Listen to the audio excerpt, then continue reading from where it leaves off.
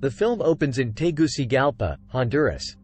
A young girl, Rocio Aguilar, is playing on her drum and singing a song. A former beauty queen, Giselle, comes to the Aguilar house and speaks to Rocio's father Roberto. She claims to be from an agency for child stars, as she heard Rocio singing in the market and would like to sign her. Rocio's little brother Miguel then walks in and also catches Giselle's attention. Roberto brings the kids to the studio where they are placed along another group of children. Giselle makes them do a photo shoot together and tells Roberto what time to pick them up. When he goes to the building at the time he was told, he finds the building dark and empty before he begins to panic. We then see the children with Giselle loaded into a van and being hauled off to a new destination as sex slaves. In Calexico, California, Homeland Security agent Tim Ballard is setting up an operation to catch a wanted pedophile, child predator, Ernst Oshinsky. They wait for him to start downloading a file on captured children. The team of agents makes it into Oshinsky's house and arrests him. While Tim has captured nearly 300 pedophiles, he knows he has unfortunately not been able to find any of their victims. Tim gets Oshinsky out of his cell and tries to convince him that he is also a pedophile, in an attempt to gain his trust and find out new information on captured children. They set up a purchase in which a child called Teddy Bear, who happens to be Miguel, will be brought to him. With the information needed, Tim has the officers haul Oshinsky back to prison. Tim and other agents head to the US-Mexico border where Miguel's buyer, Earl Backman, arrives with the boy. The agents arrest Miguel, and Tim speaks to the boy to try and comfort him. He takes him out for a meal, where Miguel talks about his time being taken and imprisoned for what appears to have been months.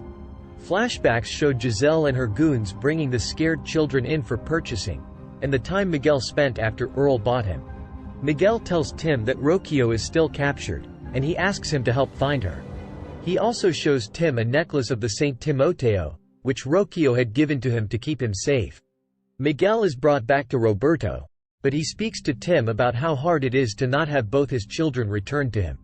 Tim returns home to his wife Catherine, with whom he has 6 kids.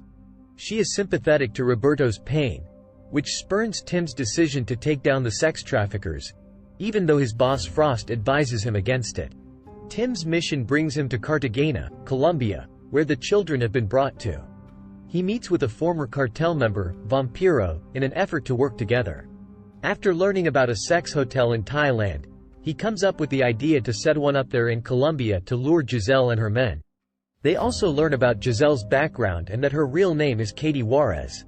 Tim and Vampiro set up a meeting with one of Katie's guys to have all of her captured children delivered to the new location.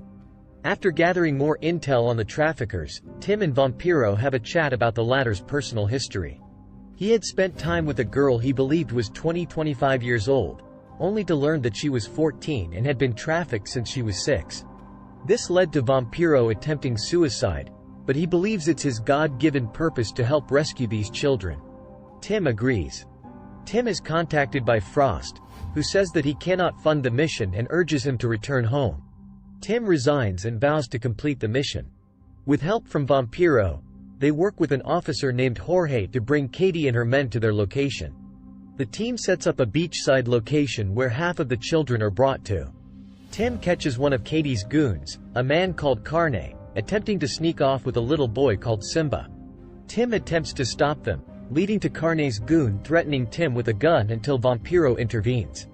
The rest of the children are brought, and with Frost having sent members of the U.S. Embassy to help, agents arrive on the scene and arrest Katie and her goons, even while she tries to play victim. After the villains are arrested, the children gather to play and sing, which Vampiro tells Tim is the sound of freedom. Unfortunately, despite there being 54 kids rescued, Rocio is not among them. One of Katie's men is interrogated by Tim's guys, and he spills the beans after learning Carne was killed in his cell. He says that Rocio was sold to the Revolutionary Armed Forces of Colombia, specifically to a man called El Alacrán, the Scorpion. Jorge tells Tim that there is no way he will be able to rescue the girl since nobody goes into rebel-occupied territories, but Vampiro comes up with the idea for them to pose as doctors. Tim and Vampiro ride a boat through the river before being found by the armed rebels. They take Tim with them after inspecting their items and finding vaccines. He is taken to Scorpion's camp where he finds Rocio and is put to make cocaine. At night, Tim waits for Scorpion and his goons to drink and sing songs while he tries to rescue Rokio. She screams upon seeing him, but he gets her to calm down and do as he says. Unfortunately, Scorpion heard the scream and goes to check on her. He takes her and prepares to rape her again, but Tim springs on him and fights Scorpion until he kills him. He takes Rokio with him before the other men notice their boss is dead. Tim hops on a boat and reaches Vampiro in a van as the rebels shoot after them, but their escape is successful. Before parting ways, Tim gives Rokio back the St. Timothy necklace that Miguel gave him. She is found in the hospital by Roberto and Miguel, who happily reunite with her and bring her back to Honduras. There, she finds a real drum in her room that her father brought for her, and she proceeds to play and sing a song.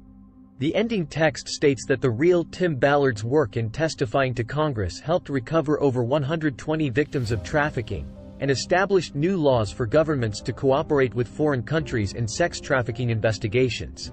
Tim's with Kathy is credited for his decision to take on the mission. The final text states that there are more people sold into slavery today than when slavery was legal, and many of the victims are children. The credits feature a video from Jim Caviezel thanking viewers for supporting the film and helping raise awareness of a real-world issue, while also encouraging viewers to pay it forward and buy tickets for those who cannot afford to do so. Thanks for watching. For more video like this, please subscribe to Movie Recap.